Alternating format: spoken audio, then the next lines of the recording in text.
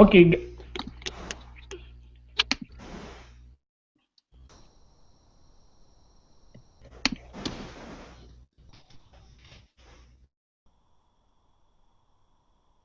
Okay, guys.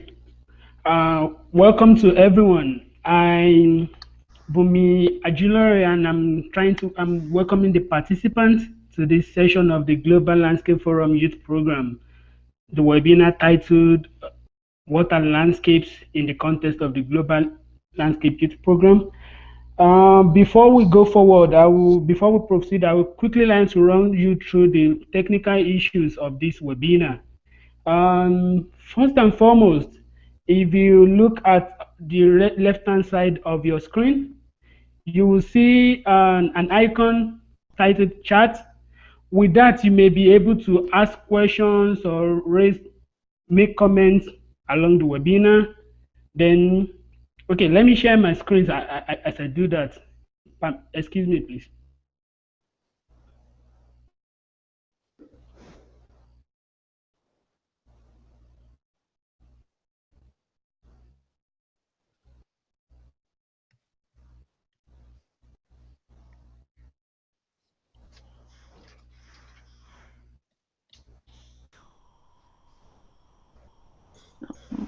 Hello. Okay. Um, Sorry, guys, we're having a little bit of technical glitch, but in a few seconds it should be.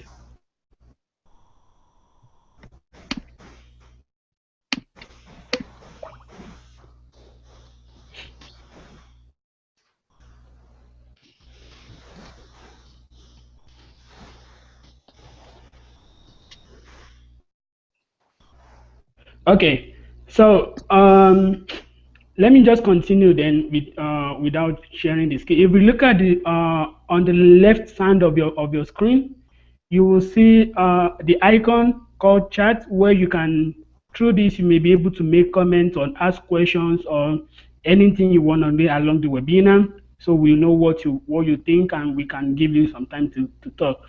Apart from that, there's this icon for questions and answers, through which you can also tell us what you think when during the question and answer session. After the facilitator must have spoken, you may use the icon for during the to raise your questions. And then you have one of another, which is to raise your hand. You can also use that to make a question during after the facilitation process. And having gone through that, let me quickly introduce our facilitator, who will be facilitating this training from Thailand. Her name is Dr. Cora van Oosten, and she's a human geographer and has a lot of experience, international experience in the field of landscape management, natural resource governance, and she has worked in Africa, Latin America, and Asia. And will I introduce Dr. Van Oosten now to take over from me, please? Okay, ladies and gentlemen, welcome to Thailand, welcome to Bangkok, and welcome to RICOF, the Center for People and Forest. Can you all hear me? I hope so. I hope so. Let me introduce ourselves. I was just introduced by Bunmi. My name is Cora, and I work for Wageningen Center for Development Innovation. Our colleagues are the people from RICOFT, Center for Forests and People. Rijani is one of them. And our participants are from many organizations from all over the world. Okay, why have we come together here? We, that is Wageningen Center for Development Innovation and RICOFT, Center for People and Forest, we decided that it would be so great to gather landscape professionals from all over the world in one place and learn from each other about landscape dynamics, and moreover, how we as landscape leaders can facilitate these landscape dynamics and multi-stakeholder processes within landscapes. And we've decided to call that landscape leadership. So over the past few days, actually, 1.5 weeks already, we've been sharing learning from each other, and really working hard to increase our landscape leadership skills. And we've learned how we can pass on those skills to the people we are working with.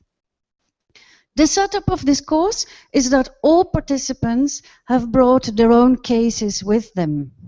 So all the people who are here from Kenya, from Nigeria, from Thailand, from Indonesia, from Cameroon, from Mexico, from Bhutan, from India, from Sri Lanka, they've all come here with their own cases, with their own issues they have to work with, they're having difficulties with.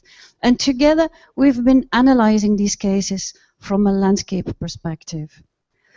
One of such cases actually is from Indonesia, and we have our colleague Sasi, and Sasi is working in South Kalimantan in an area, in a landscape that is called Ulang. And we want Sasi to take us to Indonesia, to her case. Sasi, please, can you come? Thank you for the time, Cora. Okay.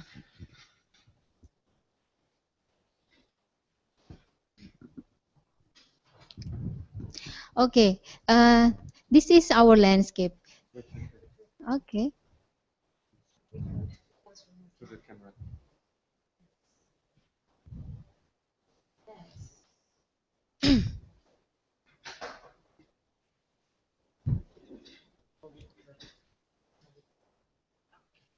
Okay. Okay. This picture illustrates my landscape in Ulang village in the Loksado Protected Forest, South Kalimantan. As you can see, we tried to go back in 1983, and just imagine this landscape is real nice tropical rainforest.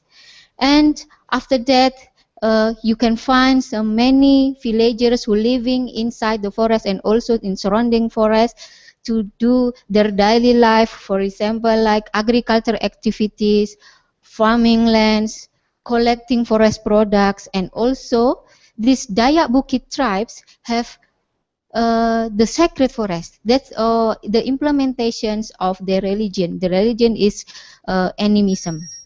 And also, after that, in 1999, our Ministry of Forestry issued one regulations about how to manage this protected forest into the industrial plantations forest.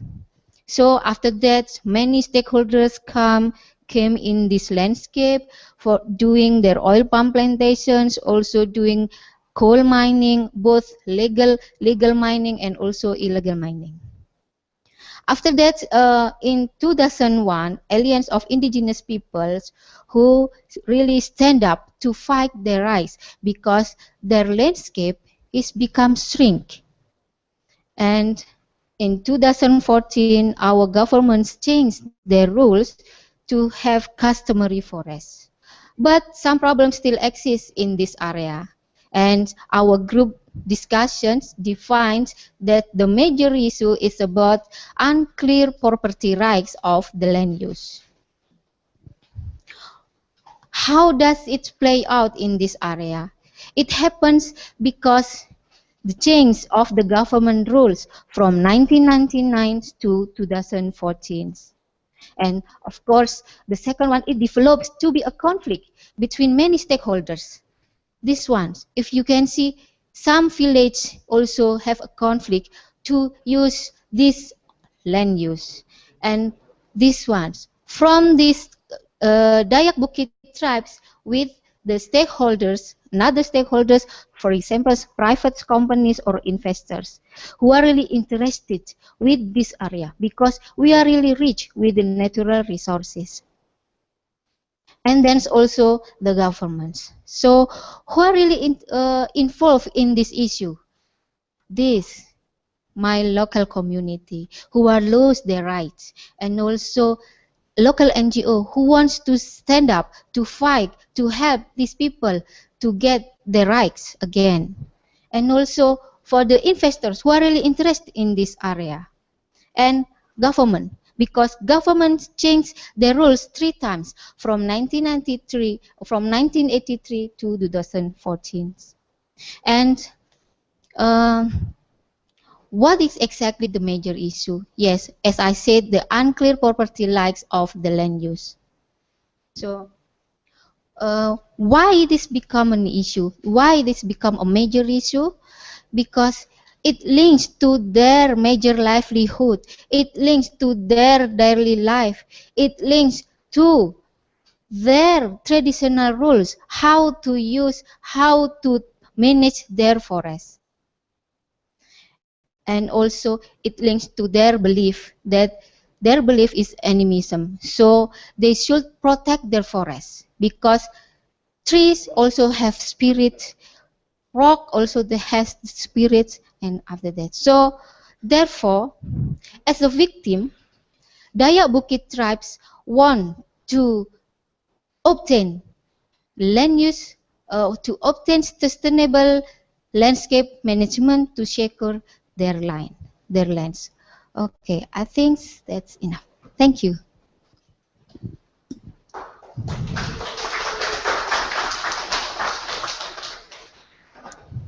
Okay, thank you, Sasi. This was not a wonderful story. You did it wonderfully, but the story is actually quite difficult. Now, the way in which we've been teaching here, or training here in this classroom, is that we have used cases like Sasi's case, and we tried to conceptualize them. We tried to put them within the framework of landscape approaches. So let me show you how we did it. Derek, may I have the slide?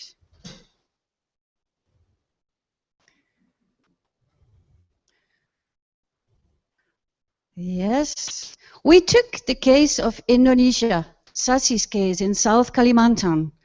And then, the next slide, please. We looked, the next slide. Oh, sorry. Yeah, we looked at the most important asset of that landscape, which indeed is the forest. So we've been trying to focus on the forest and the dynamics of those forests. And while doing so, we realized that the forest in the Ulang landscape are increasingly fragmented, and they are under threat. They are under threat for several reasons. On the one hand, we have the Ulang village that is modernizing, that is growing, but we have people living there, and they have been living in the forest and with the forest for a very long time. They know the forest. They are part of the forest. But increasingly, we see commercial agriculture. In this particular case, it is palm oil. But we all recognized this process from our own landscapes, that commoditization, the commercial impacts, the integration in the global economy is necessary. It is a reality. But it is influencing our local landscapes. And we also realized that the rural life is increasingly influenced or incorporated in processes of urbanization. We see in Indonesia a huge urbanization, big cities emerging, growing, and functioning as a pull factor and attracting many people. That provides a lot of congestion and pollution, but it also provides opportunities for agriculture to grow and for commercial agriculture, for farmers to gain income. So it has two sides. And then we realized that the cities are obviously linked to infrastructure, to industry, there where people get their jobs from, there where people gain an income. We increasingly need material things, and they are produced by the industry, which in turn needs the landscape and its resources, like in this case the water. So we see an interconnectedness within the landscape, an interdependency in which one part cannot go without the other. Then there was one more element that Sasi mentioned, that's mining. Yeah, we need the resources of our landscape to progress and to develop. but we also exploit these landscapes. And how to do that sustainably? That's the question. So the first days of this course, we spent a lot of time in analyzing these landscape dynamics and this interconnectedness between the pieces of the puzzle. But then we also realized that landscapes actually are not isolated spatial units, geographical units in one location. They're actually increasingly interconnected. Oops, where is my slide? Interconnected to the global economy. There is mobility. There are global networks emerging all over. And we increasingly see that consumers are part of the landscape, whether they realize it or not. Through their consumptive behavior, they shape our landscape and they exercise an influence. And we increasingly see international trade agreements and value chains, commodity chains, connecting our local landscape of Ulang to the wider world. And we increasingly see investors. And we have realized that investors, they are not just the ones pumping money into our landscape. They are part of our landscape. They are co-responsible for the way in which these landscapes are being shaped. So we've been using a lot of tools to analyze all these global connections and how these are linked and how these global actors have become co-responsible for our landscapes. And we've used, I think, many creative ways of doing this type of analysis. And then actually the biggest question, the most difficult question, is if you look at all these different actors at different levels, different scales, how do we bring all these actors together and create some kind of, we don't know, of a space for dialogue where all these actors with their different discourses, their different perspectives can share or can fight or can dialogue or collectively create room to find what they have in common. So we were thinking of how can these institutional spaces be created? Like, could it be like round tables, platforms, networks, new landscape institutions where stakeholders, including the faraway ones, the global players, including the younger generation, including the biodiversity. How can all these actors come together and plan and negotiate for a better future? Well, that's the second step in the course. And we did not only have Sasi's case, we also had a wonderful case from Kenya, Laikipia. And I would like to invite our participant from Laikipia, Alex. And Alex will present us an example of such a multi-stakeholder network in his landscape. Okay, Alex, over to you. Thank you very much. Okay, welcome.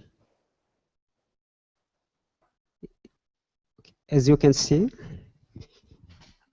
I'm about to share with you the case I brought from Kenya that stresses so much on multi-stakeholder activities to bring about harmony in the landscape issues.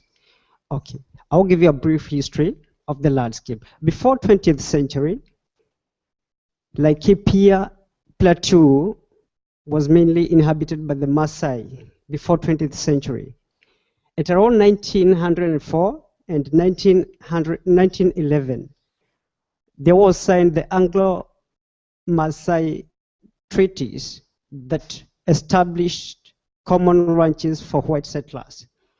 In the 1960s, early 1960s, Kenya became independent. The same laws that we used to form common ranches by the settlers were adopted into the independent Kenya.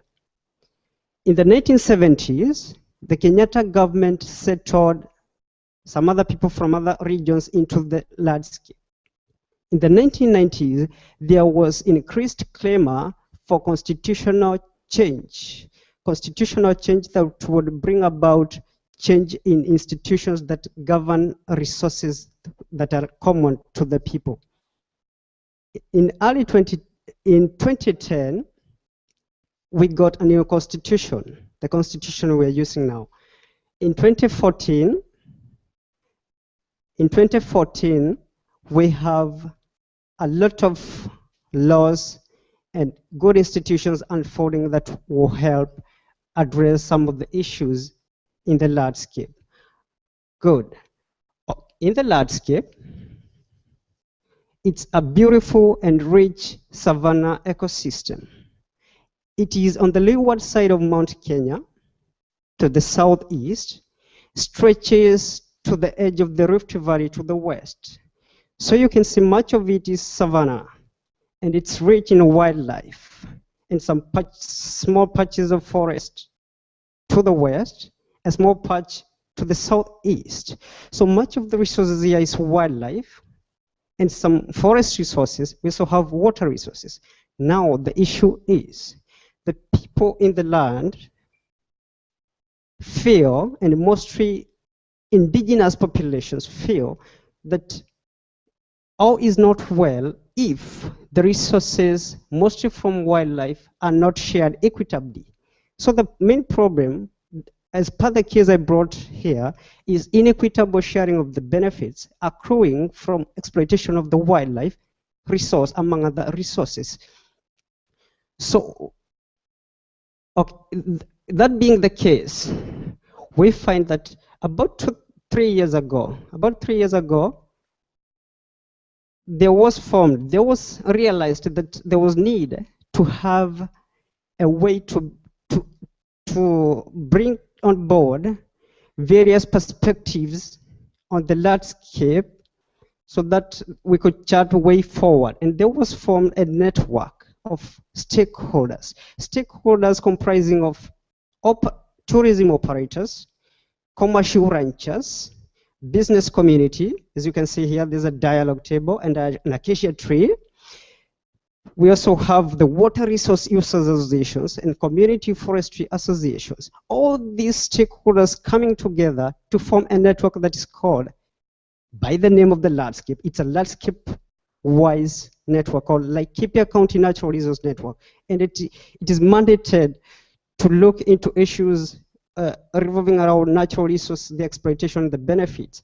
So this network was formed 3 years ago, and it has been involved actively to influence formulation of policies and laws, both at the county level and at the national level. At the county level, it was involved in the formulation of the County Wildlife Act that sought to be addressing issues related to human-wildlife conflicts. There before, we used to have regional community committees that would resolve cases emanating from human-wildlife conflicts. Okay, we've also influenced the formulation of a policy that is about to be assented by the president that will see to it that we have an independent body that can't be influenced either politically or, I hope, that will be called the Benefits Sharing Authority, that will be established by a law that is to be assented called Natural Resource Benefit Sharing. Okay, we also have, as the indigenous communities also claim that it is their ancestral land that was subdivided by the white settlers and those previous regimes, that it is their right to own the land. So we are having also coming in place community-led bill. This bill, when it comes to law, it will define to what extent and the validity of their claims of the indigenous communities as pertains land and use of the natural resources in their landscape. Thank you. Now, that being the case, and working with that network of stakeholders, it has been amid various challenges. And one of the challenges has been coordinating activities across the landscape. Various stakeholders have various views on natural resources. Public-private interests collide. We have conflicting needs on wildlife, agriculture, and tourism. So it has been very difficult to coordinate activities and to try to make all the stakeholders have a common understanding on what should work, what can work for all in the landscape. Another problem has been lack of or inadequate advocacy skills among the stakeholders to influence, to a big extent, formulation of policies in the landscape. Though we have managed, but we still find our capacities to advocate for that inadequate. We've also had a challenge with resources. The landscape is very vast. Expansiveness of the landscape requires enormous resources to facilitate smooth processes across the landscape. Okay. Again, another positive side of it, of the network, is that recently we have another partner on board. Eco-Agriculture Partners is partnering with Laikipia County Natural Resource Network to see to it that there's integrated management of the landscape for people, food, and nature. Thank you very much.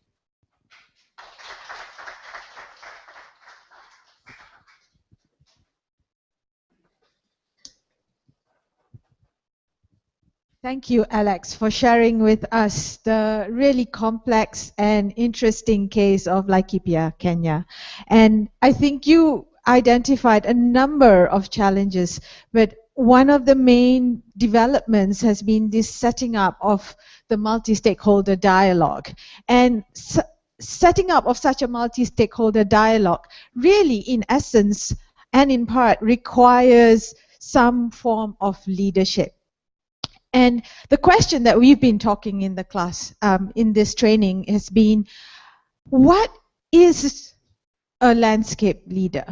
And why is a landscape leader different from any other leader? And in essence, is actually what Cora, Sasi, and Alex has been talking about. It's actually this having the sense of the place, connections to the place, and it's knowing the place, and in essence also even a deep respect and love for the place. And we've been using a framework, and I can see that it's being shared with you on the slide right now. We've been using a framework to better understand landscape leadership at this landscape level. And we start this sense of place, this deep knowing of the place, starts with the I, the individual, an individual with what we call the X factor. Right? This person has charisma to convince and make people listen. This person is passionate about the landscape and the interactions and the dynamism in the landscape, and has the courage to take risk. In essence, this person has the inner conviction and motivation to make change happen. With these traits, the individual leader with charisma, passion, and all the other traits, the core attributes, is able to share the vision for change, to connect with like-minded people. This is the we.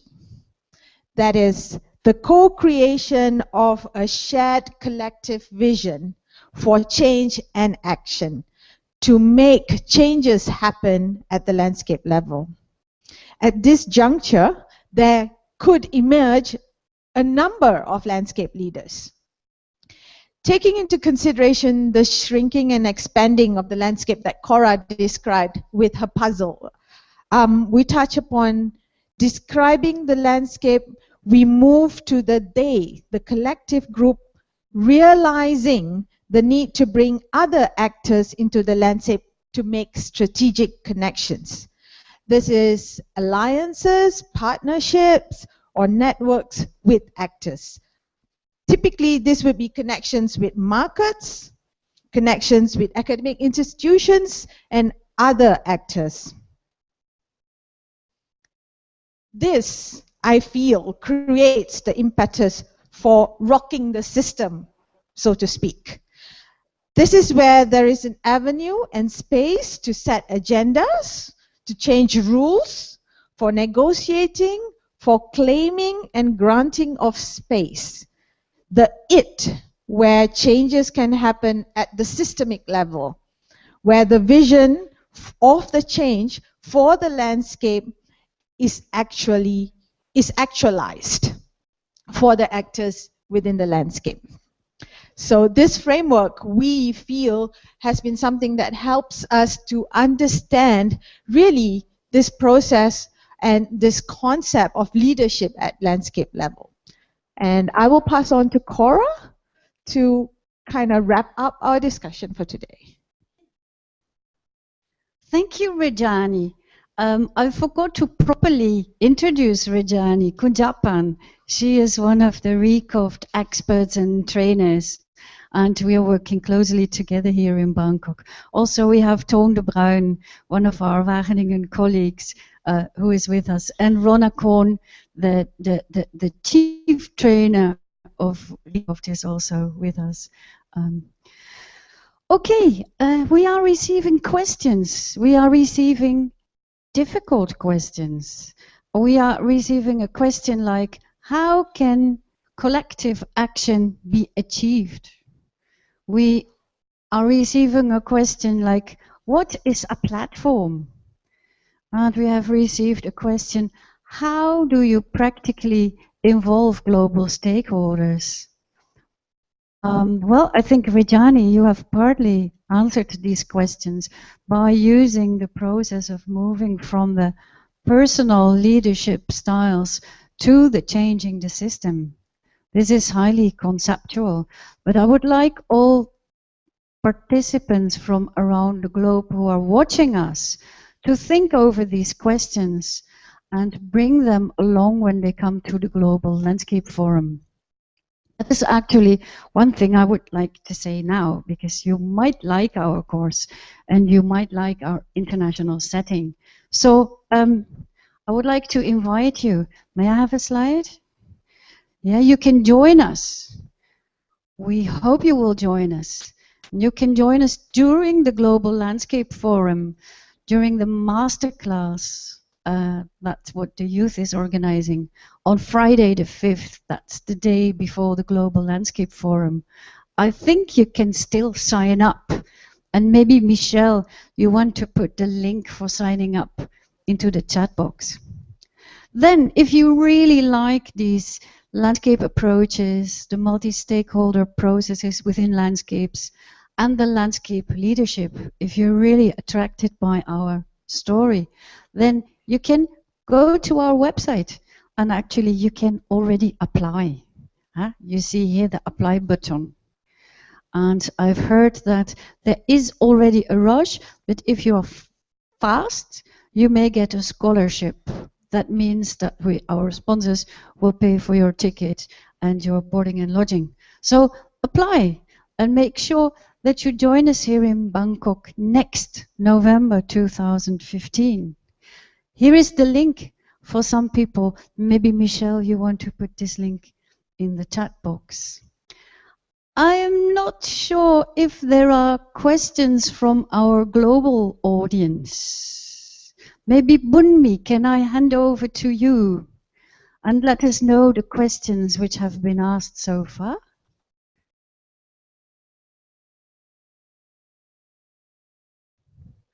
Bunmi, are you there? Yeah, hi Bunmi. How are we doing?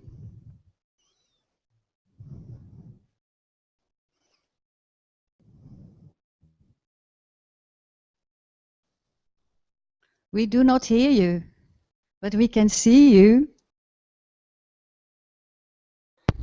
Hello, can you hear me now? Yes, we can hear you perfectly well. All right. I was saying the first question was directed to Ms. Sasi, and the question was like, given these issues, what can you recommend in order to move forward with unclear property rights and numerous changes in the government policy? Okay, Sasi, this is not an easy question, but please give it a try. Yeah, thank you for the questions. And my recommendation, okay. My recommendation based on our discussion is about giving space for the negotiations, inclusion of stakeholders, particularly who are really connected with my landscape.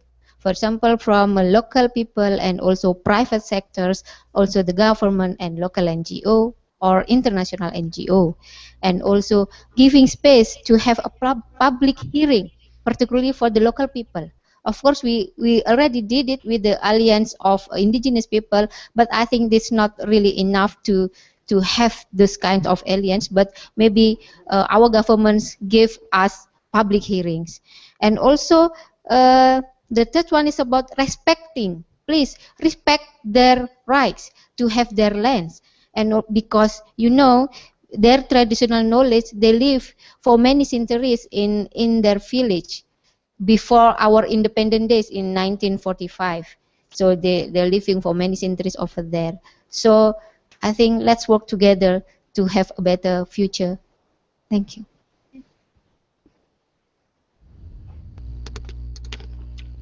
Thank you, Ms. Sosi. The second question was not directed at anyone in particular, and is actually a series of questions. I'm just going to read it out now. I'm starting now. Beyond dialogue, how can collective action be achieved? And the person defined collective action as when stakeholders actually decide to act and compromise resources to achieve a common goal. Then there's the follow-up question, which is what is a platform? How can you involve global stakeholders? What is the justification to have an external actor be granted rights over a local landscape as a stakeholder? I don't know if you want to take these questions on one by one, or you want to put to answer them together. I think the one who is most experienced in facilitating these multi-stakeholder platforms is Alex. So may I hand over to you, Alex? Thank you very much. Okay, how can collective, I didn't get you. How can collective action be achieved beyond dialogue? Okay, how can collective action be achieved? Yeah, okay.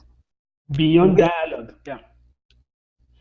Thank you, thank you. To achieve a collective action at the landscape, what we tried to do and what we mostly did is bringing them together. You mobilize them, you have them, for example, at a round table, you share with them, you make them, for example, their capacities on artificial, their values, you try to show them so that all of them can have a common understanding of the landscape and the issue you'd wish to address collectively. It's possible. Answer.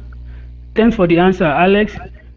And would you like to take on the other two following questions, which is what is a platform and how?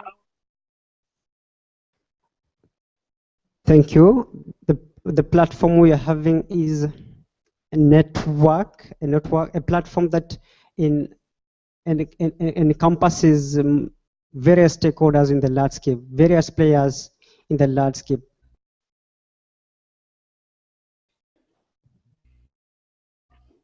Yeah. Okay, I hope that is a satisfying answer. Yes, but if there is more time, there's one more particular question directed at Alex, actually. Okay, Alex. Go in. Yeah. I'm ready. And this particular question is from Dasu Lapabis. She's trying to ask, how can we safeguard and ensure that the benefit sharing authority will not be influenced by the government or any authority with vested interests? Are there already set benefit sharing for Kenya? Okay, thank you. That's a law that's about to be assented, and it's setting up an authority that we hope won't be interfered with. We have a lot of institutions in the country. We have an independent body that would try to check we are also there to see to it that there's no interference. We would be there to watch and blow the whistle in case it's being interfered with, or we feel that some forces are about to interfere with the working of the authority.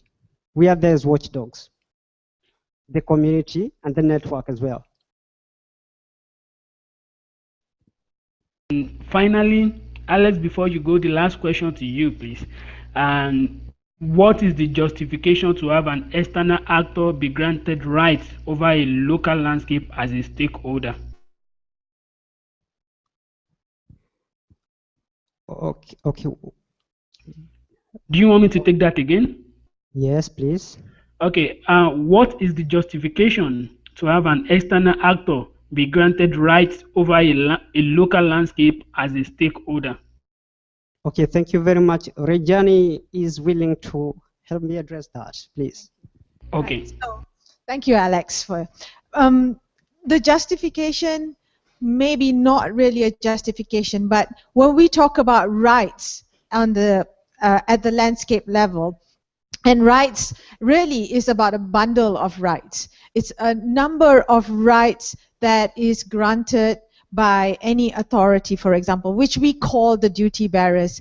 And the duty bearers and the rights holders who have these rights, they both have responsibility towards how they exercise these rights. And while it may be this is a justification in its way by the granting of the rights, but the granting of the rights does not come without responsibilities in how these rights are exercised. I hope that answers the question in part for external actors as well as actors within the landscape. Okay, Bunmi, there is the other question of how to involve global stakeholders into local processes. It is a difficult question, but I would like to tell a bit about my own experience, that I'm increasingly seeing an interest in companies, multinational companies, global organizations to get involved in local processes. I'm optimistic, but I see an increased responsibility which is being taken up by the private sector. And I see more companies realizing that destroying the landscape puts their production chains at risk. So I see an increased interest in companies in private sector to take more care and to take co-responsibility over the landscape. And I find that extremely hopeful and extremely challenging to see how private companies can be involved in local landscape processes, how they can contribute to the sustenance, to the maintenance of the landscape. We have in our group 2 people who have practical experience with such private sector involvement. We have Steffi from South Africa, who is working with private sector. We have Fanneke from the Netherlands. She is working a lot with private sector. May I ask both of you to say something very small about this involvement of private sector? Steffi, would you like to try? Yeah. So I think that what we've realized is that on a landscape, a lot needs to be achieved and people lack the power to take big steps forward. And a way to bring that power in is to invite people from outside. And I think that Rejani's point on rights and responsibility is incredibly important. But at the end of the day, what it allows is that it generates a co-management technique between people on the landscape and people outside the landscape, and a co-creation of solutions to satisfy the needs of all of the parties. Because there's no denying it, we can't exclude the private industry and the private sector any longer. It's not sustainable and it's not going to take us very far at all.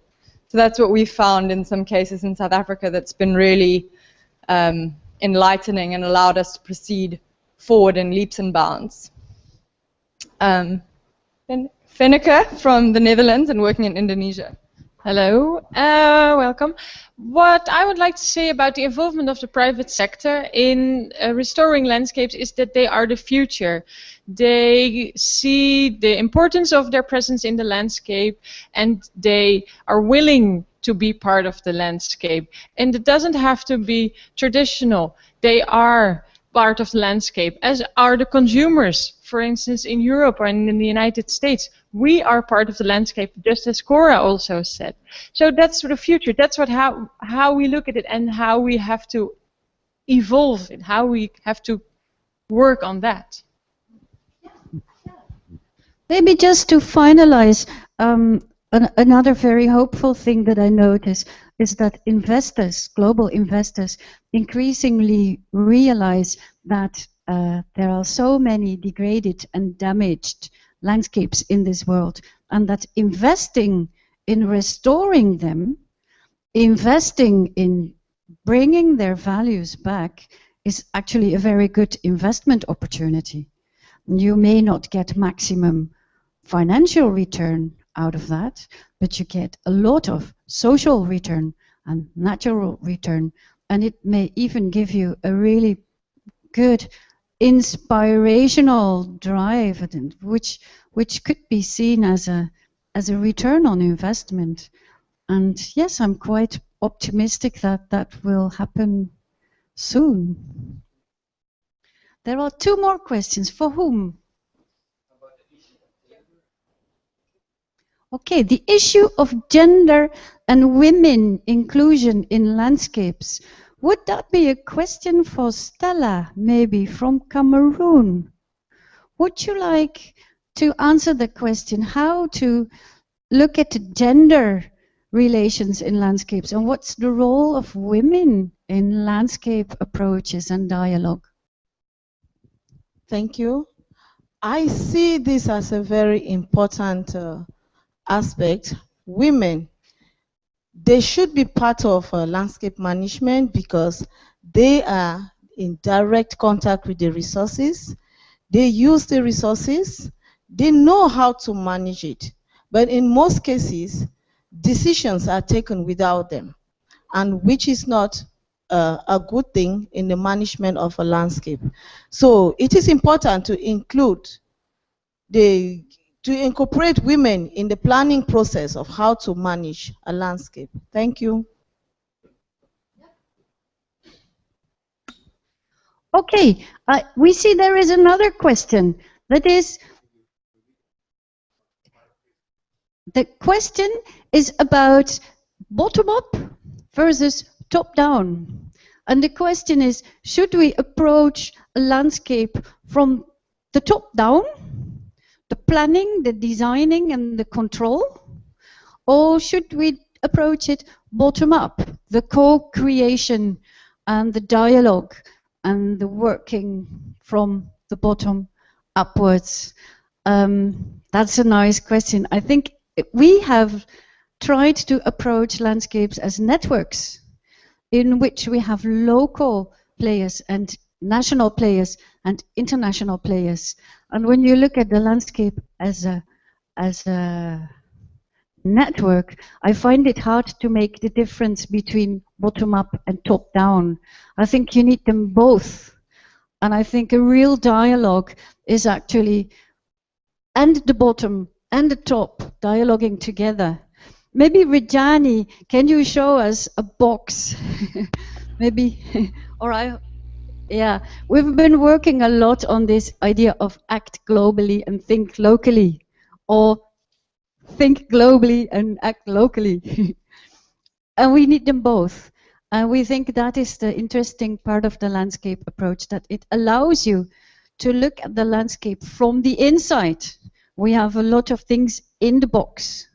That is, we have stakeholders, we have conflicts, we have erosion, we have competition, but we also have initiatives and power and agency. That's in the box. A lot of different things. Identity, critical thinking, interactions, local interactions. Yes.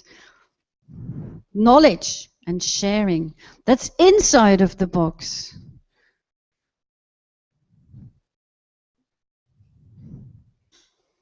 Okay, but if you close the box again, you look at the outside and the linkages to higher levels of influence. We have the global agreements, we have the trade relations, and we have the consumers' behaviors. And we think we need both. I think we need to co-create at the local level, but we have to interact with the global level.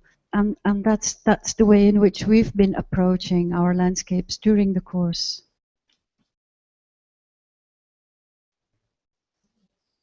Are there more questions, Bunmi? In regard to the last question you just answered, there's like another angle of the question, which is, when do we know when to use the bottom-up approach or the top-down approach?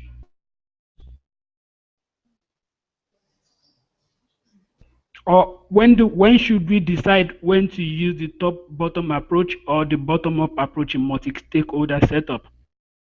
I think maybe Steffi is working both globally and locally. Can you give it a try to answer this question? So I think what we say is that we've got a top-guided approach, but everything needs to be based at the bottom, and that's the top and the bottom that we talk about. And I think that it's not one at one stage of the process and another at another stage of the process, but they need to work together all the way through. And you need to make sure that there's always guidance, but the solutions and the movement forward always comes from the bottom. So neither one nor another at a certain time, but together all the way. That would be my solution. Thank you, Steffi. I also think it's very contextual. Yes, it depends on the context, and some of the tools that we've been using and learning within this training really helps you analyze that context and decide which entry points you have. And I think when you do that analysis and with the stakeholders who are involved within the context that you're talking about, keeping in mind that it's both local along to the global, that you will have a better understanding of which entry points and when to use them. Are there any other questions from the audience? Bunmi? Right now, there are no other questions. So to round off, I think we may just have to say some or two other things you may want to say to our participants to round up the webinar. I didn't get that. I'm sorry, Bunmi. Can you just tell, just say that again, because I'm not sure we heard it very clearly here. Okay. Hello. Do you hear me very clearly now? Yes.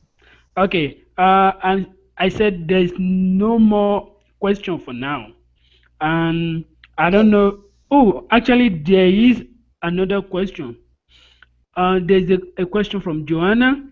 And she says, it sounds a nice idea to create a multi-stakeholder platform to ensure sustainable development. But when you have, for example, a management who is extracting resources in the rural areas and who is backed up by the government, because the government need their taxes to have some state income, but use these taxes mainly to ensure their votes in the rich urban middle class. How do you see these investors or government and local people sit together on equal stands to work out some sustainable future? Well, I think that's really about governance, yeah.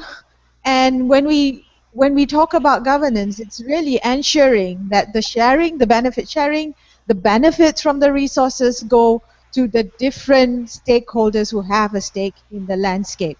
And coincidentally, our next session in this training course will address this issue of governance in the landscape. After looking at the institutions and the stakeholders in the landscape, the governance needs to be strong. The governance needs to ensure that there are people within the landscape getting the benefits, the rights to the benefits that they deserve. Yes, it's ideal. Yes, in reality, there are many challenges, and I think the two cases that we've seen from our participants here, Sasi's case and Alex's case, show us the complexity and the difficulty and the challenges that's faced. But I think if we look and analyze the systems within the landscape, we'll be able to work out a more sustainable future, as the question was asked. Cora, would you like to add on to that? Yes, I would like to add a little bit, because the way in which the question is phrased, it is as if we believe that multi-stakeholder dialogue is a very nice and peaceful process. Well, actually, we've talked a lot about that, because in reality, it is not. And in reality, stakeholder dialogue within a landscape, especially when you take on board these global players, is extremely difficult, and it is usually a very conflictive process in which all stakeholders really need their capacities to keep standing in negotiations and fierce negotiations, and sometimes you really need outsiders to play a mediation role. If stakeholders cannot solve conflicts or issues together, and then to avoid really stagnation, you need professional facilitators to try to create maybe not a common vision, but at least a common concern. Like, hey guys, if we go on like this, we will all be losers.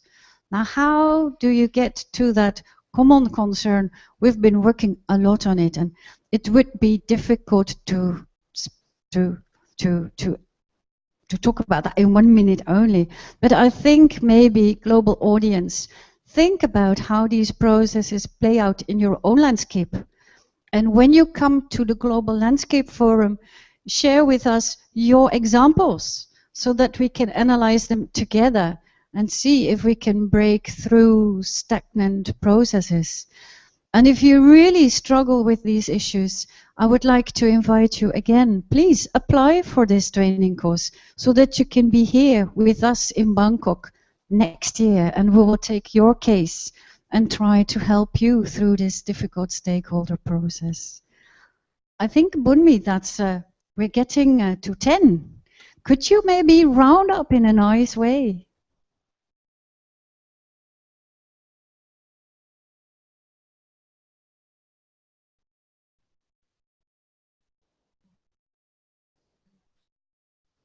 Bunmi, you are on mute. Okay, I'm just going to say a quick thank you to our panelists, Cora, Sasi, Alex, and Ranjani, all from Bangkok, and to everyone who has been part of the webinar. Thank you for participating. Like Cora rightly said, we look forward to seeing many of you in Lima at the youth event proper, and before then, we expect you to try to get more familiar with the topic, and some of the other questions will be raised and will be addressed at the masterclass. So thank you, everyone, and let me just say good night or good morning to depending on which part of the world you are. Thank you, and bye, everyone. Thank you very much for having us around.